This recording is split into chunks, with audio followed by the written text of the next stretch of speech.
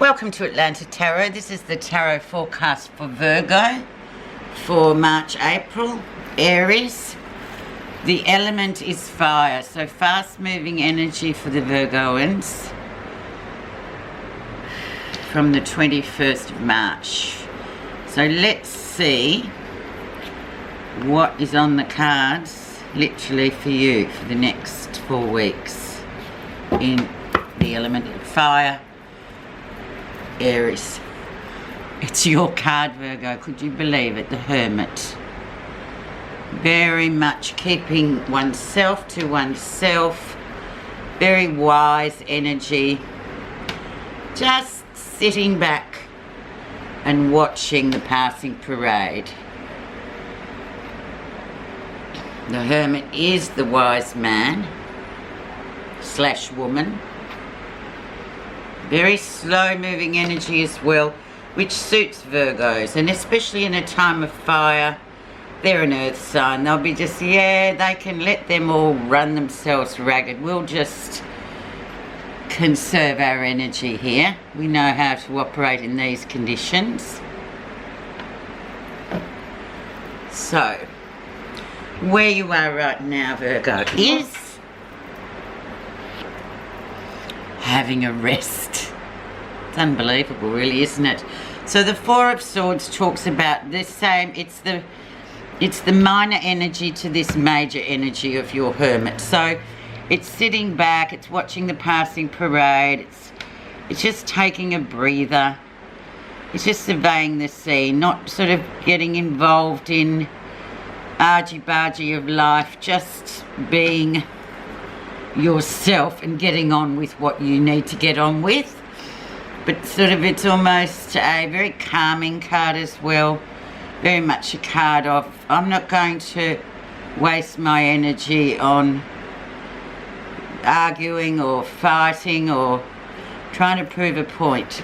So we'll find out what's influenced this for you. And indeed what will influence the whole spread. The Nine of Wands, so very much, fire element there. Nines always indicate completion. So look, it's been a pretty tumultuous time, busy. Lots been going on for you people. A lot of energy there. And this one is just, I call it the marathon card. It's the 41Ks in with 1K to go. And it's literally saying, look, completion, you're nearly there. Just use that last bit of adrenaline to get yourselves over the line, even though you may be well feeling, oh, I don't have it, but you do have it, just to get over the line. It's been for slow-moving Virgos, and that's how they do things. They're very precise, very thorough people, very detailed. So when fire comes into the mix, it can be a bit over the top for them. They just might think, oh, hang on a minute, can you just slow down? So remember that throughout this next 4 weeks, Virgo, just to be yourselves and be Virgo. Be very much standing out and watching, observing. Let's have a look at the background. So what has been happening in February and March? The King of Cups. Very emotional water, which is so because we're just coming out of Pisces.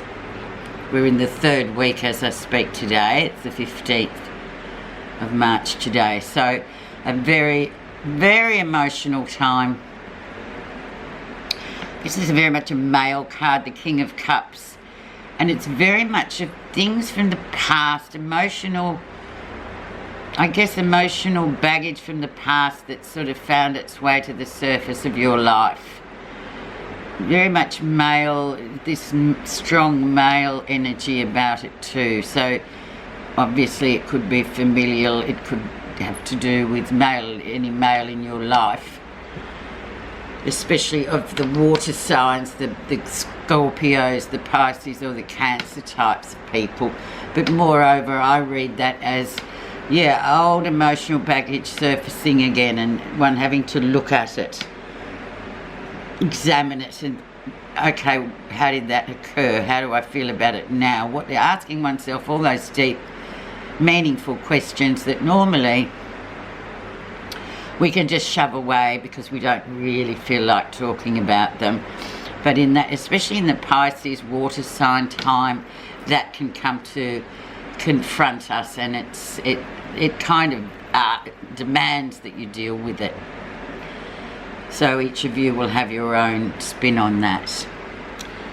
Recent influences, the 5 of Swords. So that troublemaker card, just too many people talking and talking, gossiping, getting in the way of where you're wanting to go.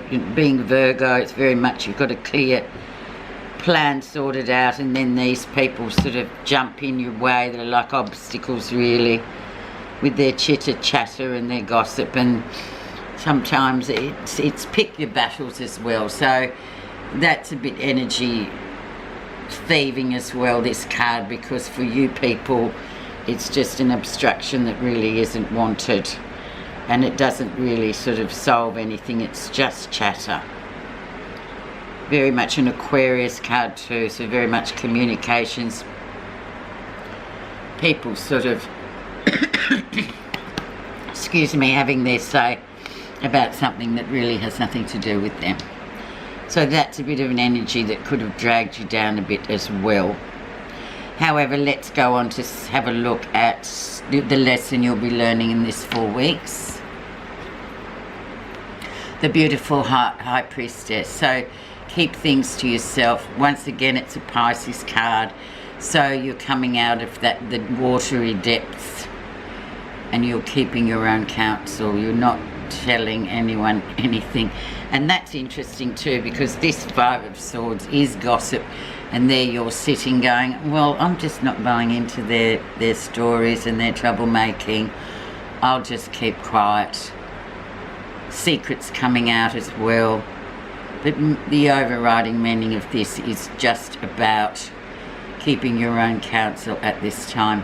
Interestingly enough, Pisces is the polar opposite to Virgo. So a lot of you Virgoans could have some water in your sign. In one of the 12 houses there could be water. It's often a lot, and they're the most matched, the Virgos and the Pisces, because they're opposites. So lovely card coming through. Typical Virgo, just goes for it, just knows how to sort of just sieg in with the energy, say nothing, keep your own counsel. Brilliant. What's coming up in the first week of April? And we have the Ace of Wands. So forward moving energy, abundance of energy. In you go into April proper with the fire signs. The energies come back in. You're ready to get going with whatever it is, and plus you've got the added bonus of energy on your side. Younger Virgoans, this could be fertility as well, so be careful of that. It's up to you. But lots of new beginnings, lots of stuff moving forward. So a really nice card, this one, about getting things done. New occurrences, new beginnings always as well with the Ace. Okay, so let's see the connectivity with the 6 and the 7. What's happening that you're not realising? The 3 of Wands. So there you are, stability, strong foundations, this is a very worldly card. He is a worldly man, this one here. He can see out, he could see, he's far seeing, if you get that sort of image. He's looking out to see what's out there, what can I have, what can I achieve. He's very much a builder, this person. So if this is this is here for you in terms of saying, even though we are still in the throes of being restricted of where we can go in terms of travel and business like that, it doesn't mean that we should stop sort of planning or moving forward to that event in the future where we can or are able to move again. So very much there. So keep building on those foundations at all costs, and using this energy here very rightly so with that. So that's interesting. Let's have a look at how others see you. Strong female / male, very strong energy, having really done a lot, achieved a lot. You're near completion, very independent though.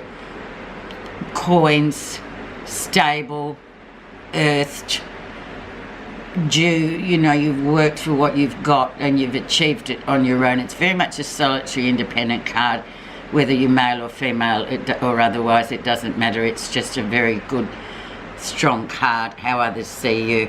And as I know the Virgos in my life, I tend to marvel at them because I don't possess that strong, slow moving, powerful energy that they have, but we can learn from that. Let's see what you're feeling positive about in this time. And we have the Two of Wands, so we have two wonderful options in the future coming up. So decisions to be made. Will I go to the sun or will I go to the moon? Will I go this way? Will I go that way? But both, it's very much a moving forward card again. It's a very positive card. It talks about making that decision where you're actually going to go with this, which path you're going to choose for yourself. The dimly lit path of the moon, because we know the moon changes, you know, every three days of the month it changes into another form. And then the sun, which is always bright and shows up everything, warts and all. So it's about that decision. It's a decision to launch is what I actually call this card. But it is very, very, very potent and very much a card of positive movement. So there you go. I might put another one on that in a minute. Let's see the outcome. So moving into Taurus time, we have the Nine of Swords, fear for the sake of fear. Being in your head too much, overanalyzing things too much, not sleeping very well. And as I said before, look at the card before, so these ideas running around in your head, or these projects, or which way to go, what decision to make, sometimes can create this sort of overworked brain that really does not know when to turn off and go to sleep. So we have to be very mindful of not hooking into the fear factor, or you know, if you can't sleep at night, well, just get up and, I don't know, do anything, or try to keep grounded, Virgo, and not sort of get into your head and start overthinking and overanalyzing. Now I'm just going to put a clarifier on this Two of Wands for you. So underneath the surface of this decision to make about going forward, whether you're going by the light of the silvery moon, or whether you're going into the stark sun, which shows up everything, warts and all. And underneath it we have the major arcana card of the Hierophant. Now the Hierophant, as I interpret it, is moral compass. So it's what the key is, what it feels for you. If it feels right for you, do it. If it doesn't, don't. Because this is it's almost an old religious card, but these days we have our own moral compass about how we feel about whatever, in terms of that privacy of what your particular religious leanings are. It's very much a private matter, but this, I will just say to you, just talks about trust your moral compass and you'll make the right decision, Virgo. And so then if you can just go with that, you won't be dragged into the fear factor and be up all night or with very little sleep, sort of things going round and round in your head, overthinking, overanalyzing. It's not really your deal either. Okay, let's see your message Courage. It is not the strength of the body that counts, but the strength of the spirit. Courage is a spiritual strength, taking you beyond all fear and resistance to remove internal and external blockages on the path. I rest my case.